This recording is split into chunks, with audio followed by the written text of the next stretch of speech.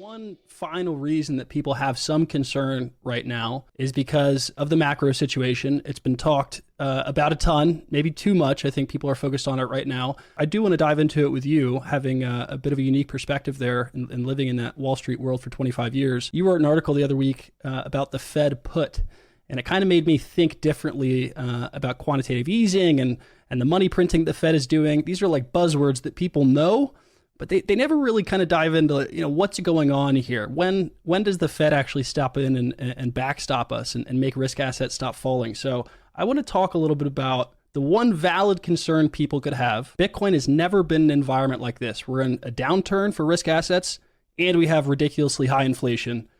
How do you think about the situation the Fed is in right now? What's the Fed put and how can it save us? Yeah, the Fed is in a terrible position. Yep. They've painted themselves in a corner. There's really no way out. They know it. I think that's what I said. They know it. We know it. They know we know that they know that we know they know it. So it's a problem. Okay, so the Fed put, what is it? So back in 1987, Greenspan days, they actually started out as the Greenspan put, right? Where Greenspan short up the markets on Black Monday, where the market dropped out of bed, and he said, "Don't worry, we're going to provide liquidity, and the market's not going to break. The repo market, like everything's going to operate properly."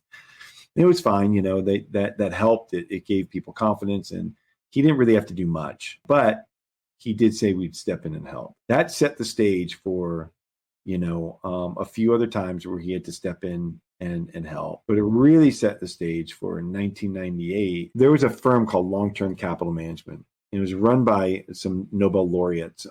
This guy, Martin Scholes, who was Black-Scholes, the option pricing model that he won the Nobel Prize for. These guys were so arrogant that they took this $1 billion hedge fund and levered it up 100 to 1. And maybe more. We don't really know exactly how many derivatives they had overlaid on this portfolio. But what they were doing is they were trading these minuscule spreads at massive size. And the way that we like to describe it is they were short volatility. As volatility, as it decreased, they were making more and more money. But as it increased, they would lose money on these trades, or interest rate arbitrage trades. And so, and they had $100 billion worth of positions. Well, Russia goes out and devalues the ruble. Some of the spreads blow out. The street gets word that these guys have these massive positions. All the spreads start to blow out, because even if people weren't selling the same positions and getting out of them, if they just backed away and didn't offer bids, well, these guys were getting killed.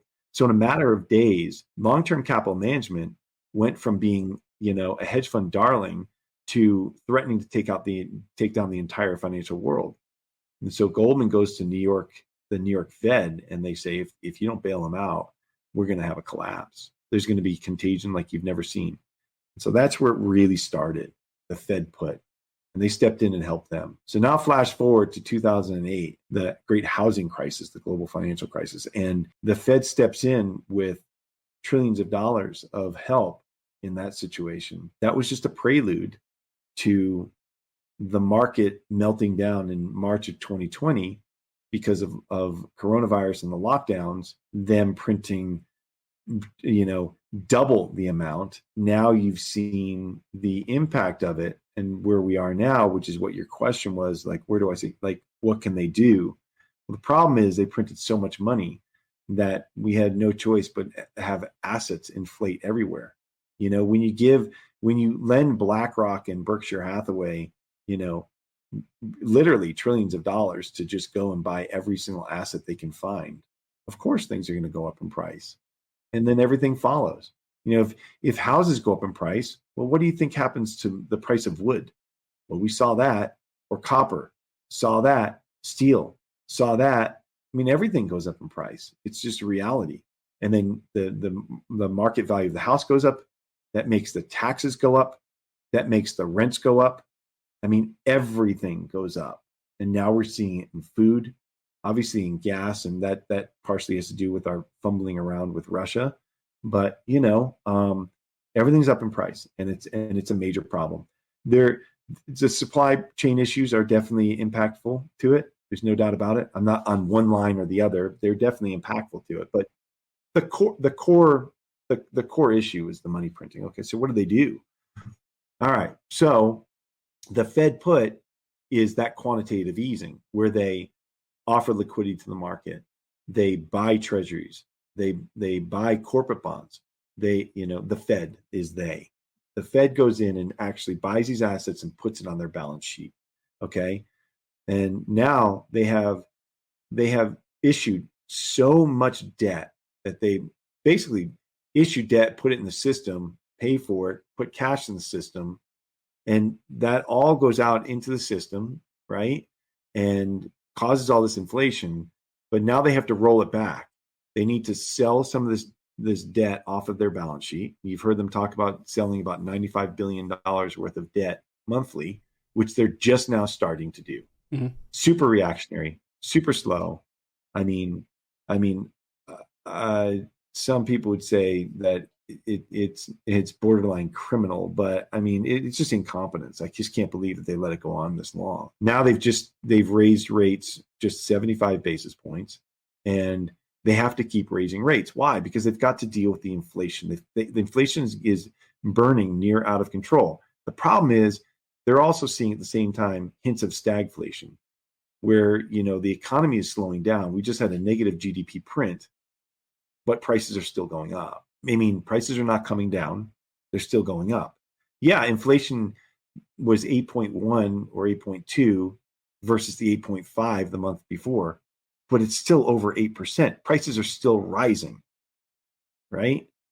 But the economy contracted. So now they're in a pickle. Well, what do? If we raise rates too quickly, the market knows this. The bond market could break. The stock market will crash, and that'll cause deflationary pressure because our whole economy is very tightly tied to our financial system. But if you have a crash, it's super painful, and you go right back to where you were on stage one back in March of 2020, and then you've got another Fed put. So they're trying to maneuver this. They're trying to the Fed is trying to raise rates just enough, take enough off their balance sheet that they don't crash the market, that they slow down inflation, right? But they leave themselves room that if and when the economy does turn over, that they can lower rates again next year or the year after, and they've got that lever to pull. But if they don't get rates up high enough before the markets crash, before the economy crashes, then their only choice is to make the rates go negative. And we've seen out in Europe how that, it's an issue out there. You've seen the inflation in Germany just go, it's like straight up, it's a cliff. I mean, it looks like El Cap, right? So what's their other choice? Their other choice is to say, well, we're going to raise our target inflation rate from 2.5% to 4 to 5%.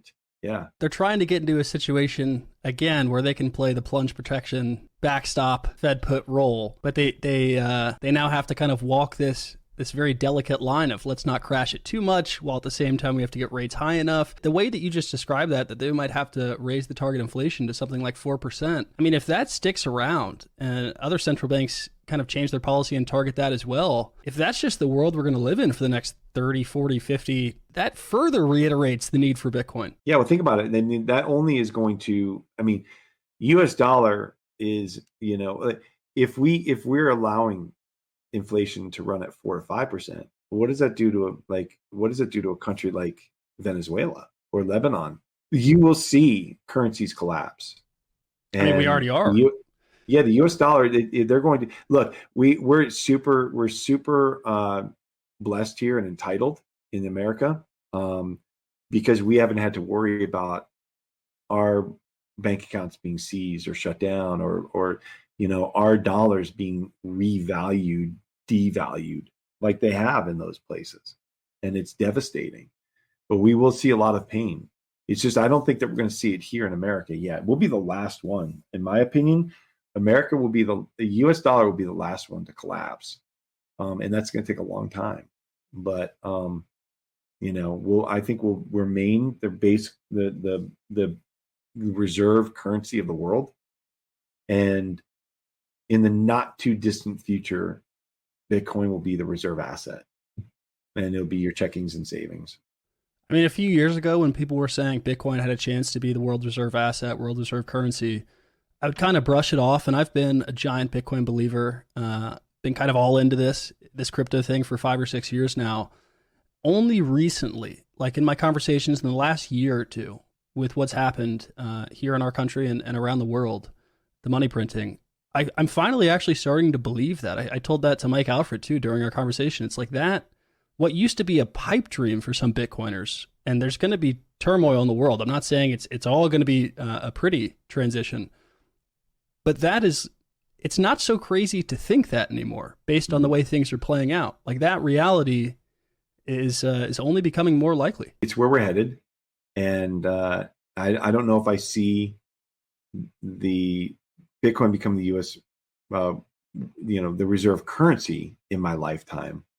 I could, depending on how this thing goes. I mean, if we have QE infinity, like going back to your question, your prior question was, well, the Fed put, this next Fed put is going to be another. I mean, if we have to have a Fed put that, goes into negative rates or saves the economy from a collapse, stock market and full on economic collapse, that Fed put, that QE, the quantitative easing on that Fed put will be massive.